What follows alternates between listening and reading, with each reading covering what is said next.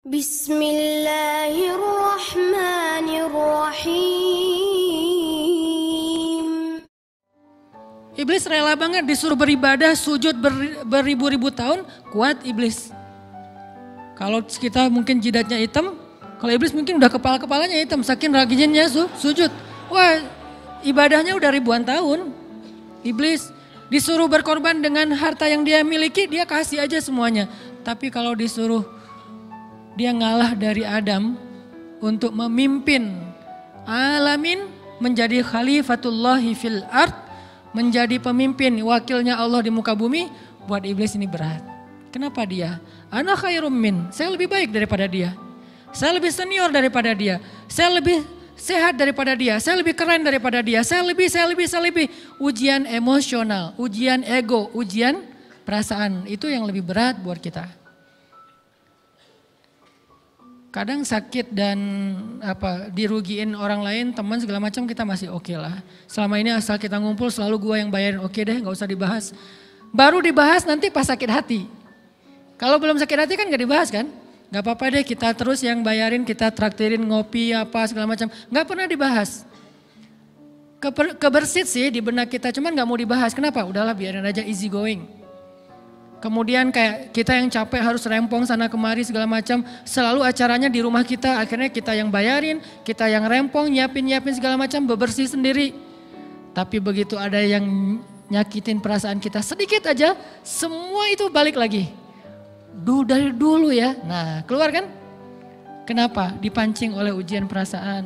Jadi ternyata yang paling berat itu adalah zulzilu, diguncang perasaannya. Kita kadang-kadang habis-habisan buat seseorang, gak masalah. Hujan-hujanan dia yang pakai jas hujan, kita gak pakai apa-apa, gak apa-apa. Sakit-sakitan juga, dikerok dan segala macam, biarin aja. Kalau perlu misalnya kalau bannya lagi kempes, dia naik Grab, kita dorong-dorong motor terus cari tempat segala macam sampai tengah malam. Gak apa-apa deh buat dia, apa sih yang gak buat kamu? Begitu dia selingkuh, keluar semuanya. Mulai list report keuangan. Wah dulu sekian, sampai uang receh-receh juga dihitung kan ya. Kenapa bisa kayak gitu? Perasaan kan? Nah ini nih yang kita coba belajar. Mungkin malam ini kita lebih banyak membahas tentang sabar terhadap ujian perasaan. Karena banyak macam-macam ujian. Nah gimana kita memanage perasaan kita. Gimana cara kita merecovery perasaan kita dengan bab sabar. Insya Allah nanti akan kita lanjutkan setelah selesai sholat isya. Barakallah. Bismillahirrahmanirrahim. Teman-teman yang dirahmati Allah Subhanahu wa taala, kita lanjutkan tentang masalah sabar. Terutama sabar zulzilu, ketika kita diuji dengan ujian ego, marah, perasaan, sakit hati, yang kayak gitu-gitu. Ini ujian jauh lebih berat daripada ujian fisik dan ujian harta. Termasuk rasa cinta, rasa benci, kadang itu menjadi ujian. Kenapa ujian bikin kita jadi tidak lagi logis, gak realistis, dan kadang-kadang mengabaikan hal-hal nilai-nilai yang kita selama ini pegang sebagai satu kebenaran. Kita mengabaikan batasan-batasan syariat. Ini semuanya ujian dari Allah Subhanahu wa taala.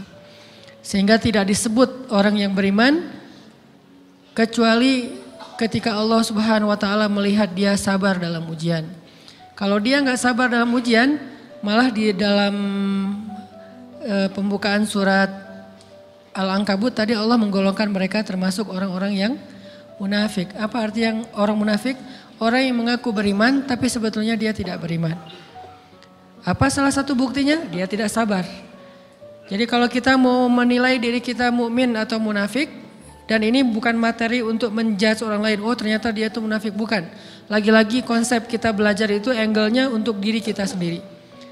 Saya sangat tidak merekomendasikan kita belajar untuk mendapatkan kaca pembesar, mencari-cari kesalahan saudara kita. Tapi kita belajar untuk semakin bisa bercermin untuk menemukan aib dan kekurangan diri kita. Jadi semakin kita tahu ilmu agama, semakin kita tahu ayat dan hadis, semakin kita punya cerminan untuk menilai diri kita dan memperbaiki diri kita. Bukan nyari kaca pembesar untuk memperjelas aib-aib dan kesalahan orang lain. Kalau kita pengen menilai diri kita ini orang yang mukmin atau munafik, caranya lihat aja kita sabar nggak nih, terutama dalam masalah emosional, dalam masalah ego, dalam masalah marah, dalam masalah hawa nafsu, dalam masalah perasaan cinta, dalam masalah benci segala macam. Masih bisa nggak kita adil bahkan kepada orang yang kita benci? Adil kepada orang yang kita benci, adil kepada musuh sekalipun. Bahwa jangan sampai kita gara-gara gak suka kepada seseorang, kita berlaku zalim kepada dia. Jangan. Ini berarti kita harus ngelawan ego kita sendiri. Ego untuk memaafkan orang lain, ego untuk bisa melupakan kesalahan orang lain, ego untuk bisa berlapang dada dengan hal-hal yang gak nyaman daripada orang lain. Ini adalah ujian yang paling berat. Di situ kita bisa lihat kita nih mukmin atau munafik. Kalau nggak pernah sabar sama sekali dalam masalah ego, dalam masalah emosional, berarti jangan-jangan kita tergolong di antara orang-orang yang kata Allah wa ma hum bimu'minin. Mereka bukan orang yang beriman. Kata Allah di surat Al-Ankabut, mereka itu adalah wala ya'lamannallahul munafikin, orang-orang yang munafik. Nauzubillah min dzalik. Kalau kita merasa pernah sabar terhadap emosi kita, sekarang kita lihat sesering apa kita sabar terhadap emosi kita. Maka derajat seorang mukmin tergantung tingkat kesabarannya. Ada yang orang sabar hanya kalau disakiti dengan satu kata. Ada yang sabar dengan satu kalimat. Ada yang sabar dengan satu paragraf. Ada yang sabar dibully rame-rame juga dia sabar. Berarti lahum darajatun inda rabbihim. Orang beriman juga bertingkat-tingkat. Dan tingkatan itu tergantung tingkat kesabaran kita dalam menghadapi ujian. Salah satunya ujian emosional kita, perasaan kita. Sehingga teman-teman yang dirahmati Allah SWT, salah satu program kita untuk terus mengembangkan diri, program untuk tumbuh, program untuk memperbaiki diri kita di hadapan Allah itu adalah coba kita program dalam sehari aja, terus kita nilai berapa kali kita berhasil ngelewatin ujian emosional. Bukan cuman marah, termasuk cinta, benci, tersinggung, sakit hati, kayak gitu-gitu. Berapa kali kita bisa berhasil melewati itu dalam sehari. Gak usah seminggu, sehari aja. Di jalan, sama temen, di grup WA, di IG, di Twitter, di mana gitu.